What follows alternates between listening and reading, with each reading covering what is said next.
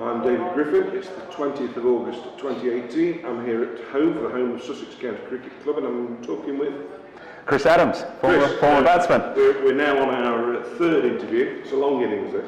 And we've reached the 1990s. The first question really, I guess, is, 1990, 1993, we won trophies at Derbyshire. 91 finished third in the championship. In 96, under a different captain and a new regime, finished second in the championship.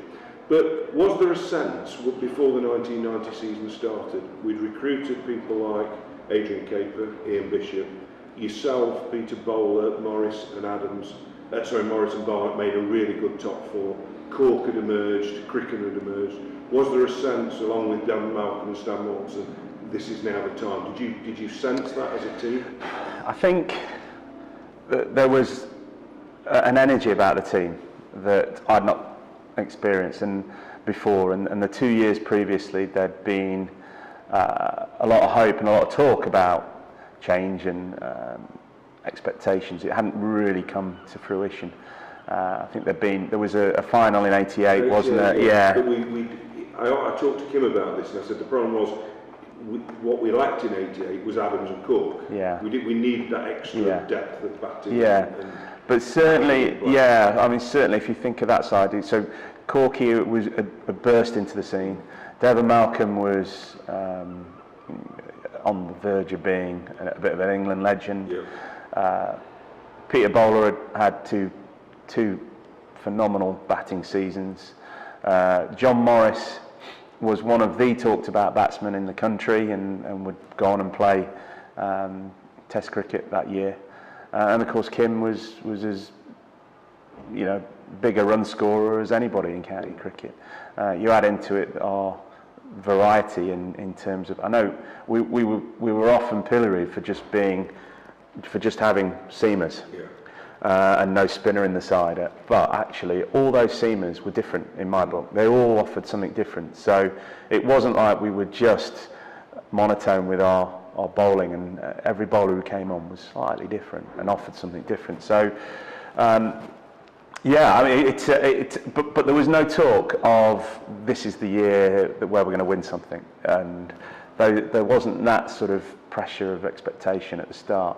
I think we were all excited about the signing of Ian Bishop, and I know Michael had been amazing in the 2 years, but had definitely lost that venom in his bowling. I only saw it once, was again, I was doing short leg when we played Glamorgan. They had Javed Miandad, and clearly was a player that he didn't like. Yeah, someone told me it was the only time he had Michael talk on the cricket. Yeah, well, he was in those days coming off about 12 paces, and for Miandad came out and he threw his disc as far as he could, and he pushed off the sight screens, bowled ferociously for 2 overs, got him out. And I remember young Matt Maynard coming out to bat, sort of quivering, and of course he put his disc back, came off 12 and just sort of bowled nicely at him, and that was where he was. So to have Ian Bishop come into the team, and as a young aspiring West Indian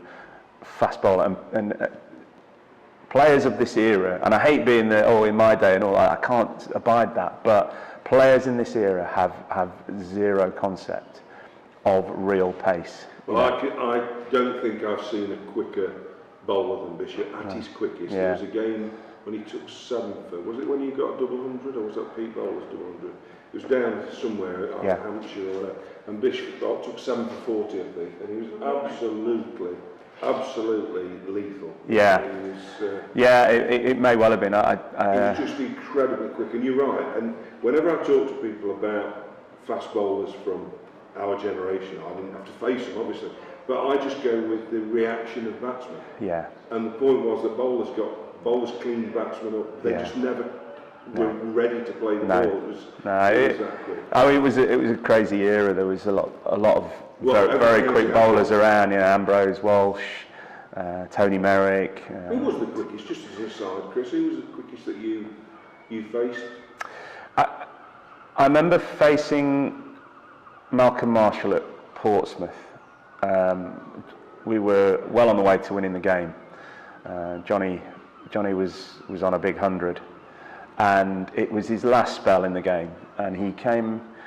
We were walking around the ground, a group of us. I was batting 6 or 7 in that game, and not expecting to get in. We only needed another sort of 80 runs or so. And Johnny had one of those white helmets. You remember the day? And I remember Marshall coming on for this spell, and he bowled this ball, and none of us saw it, but all we saw was white paint sort of snowballing or snowflaking, if you like, off Johnny's helmet, and Johnny hadn't moved. He just sort of like that, and he bowled this spell which was just in a different bracket of pace.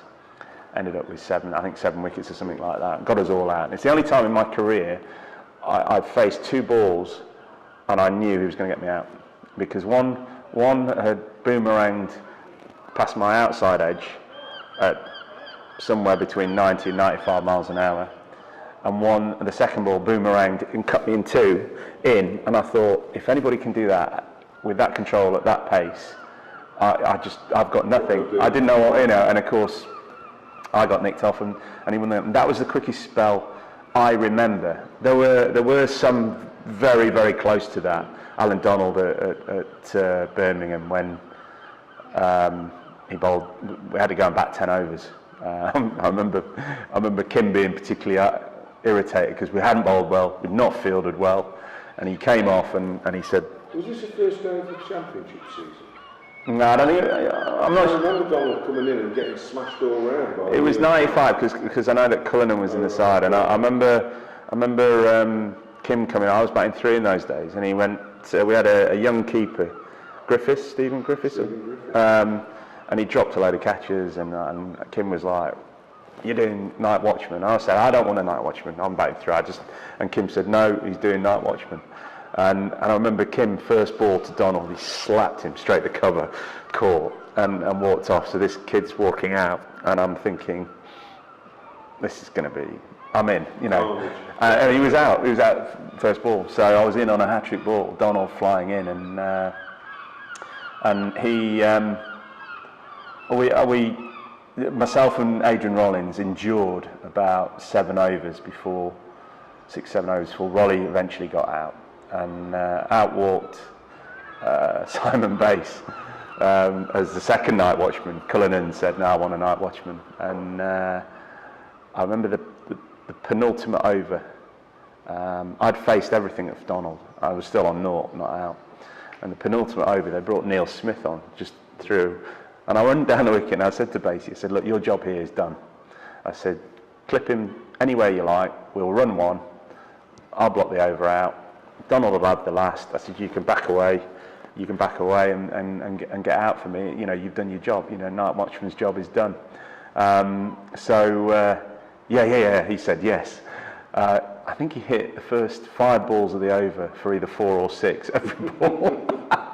And then the last ball of the over was the biggest staunch block of all time. So I got the last over of Donald, but it was phenomenally quick over, and he was probably the most feared bowler in county cricket at that time. Amazing number of quality quicks and, of course, batsmen.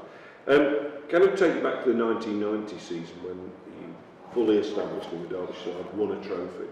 Began here, in fact, we mentioned this off camera before, when you and Adrian Kuiper delivered the sort of final denouement in an era when scoring 70 off 7 was just never going to happen, and it did. Was there a sense, again, going back to that we'd signed a player who was a game changer? I know it was early days, but he then went and did it at Northampton. He did it again, I think, at Derby. Did you sense we've got a guy who can help us win the trophy? I think game changer is a really interesting phrase, because it goes way beyond just changing the flow of one game. I think Adrian changed the game forever. He was the first player that I saw that he's now become the modern day player, isn't it? If you think of Josh Butler in full flow, that's Adrian Kuiper. Yeah, no, absolutely. And nobody had played that way before. The likes of Viv in his pomp, playing with full flow, it still had a style to it. Yes. Do you know what I mean? Absolutely. And a conventional way of playing. Yeah, and flair. This was just brutal striking of a cricket ball, and fearless approach to batting. And we'd not seen it before. It really hadn't. And that's sort of, as we talked earlier, you know, to score 70 or 80 in the last 10 overs was nowhere. You know, if it wasn't sort of 50 or 60, it was unachievable until now. And every game it seemed that. Can you remember the game at Taunton? I'm sure you can. My memory of it, as someone who'd had a few that day in the pavilion, was you went out to bat and we needed one off the last ball. That's right, yeah. To win the game. That's right. And you go out to the non-striker's end. Yeah. Kuiper spacing. That's right. I'm trying to remember who the bowler was. Adrian? No, Roland Lefebvre. Roland Lefebvre. Right. Yeah. So you need a second. Does Kuiper say anything to you? So I walk out to the middle, the old punch of the gloves, well played, another great knock. One to win. What are you going to do? We're chasing 256. Yeah. Huge score in 40 overs back then. Yeah. I said, what are you thinking? He said, I'm going to get bat on it. He said, so back up. It's just sprint. We'll run. We'll get the one. Okay, right. Okay. So Lefebvre runs in, usual in-swinging Yorkers, and as soon as he's entered into his action, I'm off like a train, head down, and I'm sprinting as quick as I can. At which point I get halfway or even 2/3, and I look up and there's Capes just looking, and he's looking in the distance like that, and I'm going run like that, and he's looking, and I suddenly stop, turn around and see everybody else is looking, and this ball it's gone into orbit, you know. Absolutely, just went over the river even. It was just phenomenal. So, but that was his, you know, he was what a character, fiercely unpredictable, fierce competitor, but in the right way, you know, it was not too serious. And everyone had their job, didn't they? Because of course Stan bowled the first 8, presumably always under instructions to bowl it for as mean as possible. You've got Jack, completely different character, Jack Warner, bowling at the death. Yeah. In between you'd got people like Steve Goldsmith was bowling. Yeah. But you'd also got Devon, of course, who played some of those games. And then your batsmen were all of a different size and shape and stuff. Yeah. But we got to that towards the end of that season. Again, you said earlier you didn't talk about winning competition, but you must have realised, hey, there's a chance here, we've got some silverware. Yeah, do you know? That season drew to a you know, Kim wasn't a big talker. You know, with you know, you think now team talks, and I've been there as a captain myself, and also as a coach, and the analysis is very, very in depth now, and forms a big part of preparation. Back then, it was all pretty much in Kim's head. You know, he knew what he was doing. He knew his formulas. He knew when he wanted to bowl certain people. He knew where people fielded. He knew how people would play. And he didn't. But there was no sort of collective. This is how we're going to do it. You know, and pre-season there was a few sessions and stuff like that. But pretty much once the season was underway, off you go, lads. Get on with it. So what was it like that morning in August, almost 28 years ago, when we're going to play Essex, the ground is full, and you're playing, and this is our chance. We've got to win to win the Sunday League. What was it like for you? What was it like? Because of course you were at the crease when the winning run came. Well, you just identified the first unusual factor in the fact that the ground was full. And you know, you normally play at Derbyshire, you've got your core supporters, haven't you? And I remember that day there was a buzz about the ground that I'd not experienced before. You know, it was almost, you know, if you go to a Premier League football match and you get that buzz as you're walking into the ground, and there's an energy because there's a lot of people there, and they're out for a day out, and there's expectations. And I remember it being like that on the day. I remember my family were there, but my uncle who come down with his lad, I remember seeing them sat on those red brick walls just by the pavilion there, and he sat so his son could see, because it was so packed. And I remember probably the first time in my career, that feeling in your tummy, if you like, the butterflies, and this was a big game. You know, every time I've played the Lord's final, I've had that. You know, when I walked out the bat for England, I had that. I'm sure it must have been there on my debut when I walked out at the Oval for Derbyshire against Surrey back in '88. It would have been there. it's a different feeling. And I had it that day, and I think by memory we bowled first, didn't we? And it wasn't our best performance. Mark Wall played well. There was nothing on it for Essex. You know, when we talk about those games, there was nothing on it yet. There's always something on it, isn't there? A chance to sort of stop Derbyshire winning a trophy. And I think Mark Wall played particularly well that day. And we certainly wobbled with the bat. We left ourselves a lot to do, I think. And myself and was it Steve Goldsmith? Yeah. And I remember surviving probably 3 very close run out, because we were just, our game was scamper up and down, put the fielders under pressure, run, and I remember surviving 3, which probably in this era everyone would have been out, because all direct hits. So, but we got there, and what do you feel like? You know, for somebody, because there's only you and Jeff Miller and Colin Tunnicliffe, along with Goldie, who can actually tell us what it's like to be in the middle as a batsman when you either hit the winning run or run the winning run. But you were born in Derbyshire, so I mean, tell us, what was it like, that moment of triumph? Did you take it in? Was it, how did you feel? It's difficult to explain in words, because it is such a special feeling, and I remember when I'm sorry to flash forward, but it's a way of describing it. I remember when I went to Surrey as head of cricket, and we worked the team ridiculously hard, and then this young team that we put together won the Lord's final in 2011. I remember 2 players coming to me as we're doing the lap round, and they both said the same thing. They said, now we know why we do the work we do, because that feeling is unique. You know, it is a unique feeling. You cannot replicate it in any way. To come to the end of a campaign and win it in front of a crowd who were cheering you on, and being there, and they rushed onto the field, didn't they? And I remember getting picked up and carried off, and fortunately it happened again a few years later when we got to the B&H final.